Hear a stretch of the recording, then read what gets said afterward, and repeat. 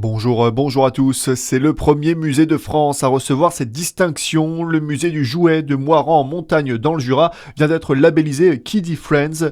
Ce label récompense les musées qui s'engagent à apporter le meilleur accueil aux familles. Les deux mamans jurassiennes derrière Kiddy Friends ont d'ailleurs lancé une application mobile gratuite qui répertorie plus de 2200 lieux attentifs aux enfants. Les cimetières de la ville de Besançon fermés aujourd'hui. La ville a pris cette décision à cause des fortes rafales de vent prévues par Météo France. Toute la région Bourgogne-Franche-Comté d'ailleurs a été placée aujourd'hui en vigilance jaune aux orages, vents violents, pluie, inondations. C'est une escroquerie qui touche tout le département. Les gendarmes de Saône-et-Loire mettent en garde contre les arnaques aux faux coursiers. Les escrocs vous contactent par mail ou par SMS en se faisant passer pour votre banque par exemple. Ils vous signalent alors un problème avec votre carte bancaire et vous proposent d'envoyer un coursier récupérer votre carte à votre domicile. Si vous en êtes victime, faites opposition et portez plainte. C'est une audition très attendue qui commencera demain à la cour d'appel de Dijon. Jacqueline Jacob, 81 ans, grande-tante par alliance du petit Grégory, doit être entendue en vue d'une éventuelle mise en examen.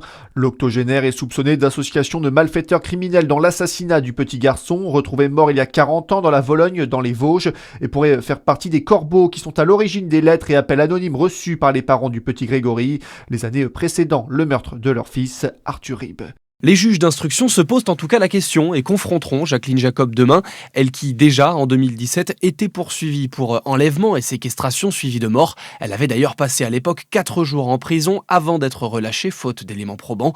Mais depuis, les choses ont changé. Jacqueline Jacob est d'abord incriminée par son beau-frère lors d'un interrogatoire à l'été 2022 qui pense avoir reconnu sa voix dans un enregistrement du Corbeau. Et puis des expertises graphologiques menées récemment attribuent à l'octogénaire pas moins de 3 courriers anonymes adressé aux parents de Grégory.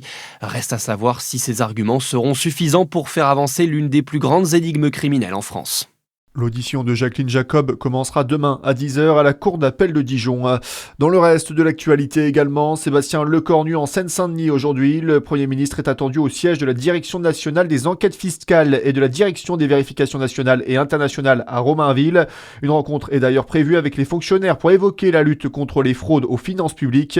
Un projet de loi présenté en Conseil des ministres jeudi dernier prévoit de récupérer 2,5 milliards d'euros supplémentaires au profit de l'État et des organismes sociaux l'année prochaine. Et pour conclure, la France face au défi du choc démographique, 700 000 personnes de plus de 60 ans en perte d'autonomie supplémentaire d'ici 2050. Résultat d'une étude de l'INSEE hier, une hausse qui est la conséquence directe du vieillissement de la population selon l'Institut. La France va devoir trouver des places supplémentaires en établissements spécialisés.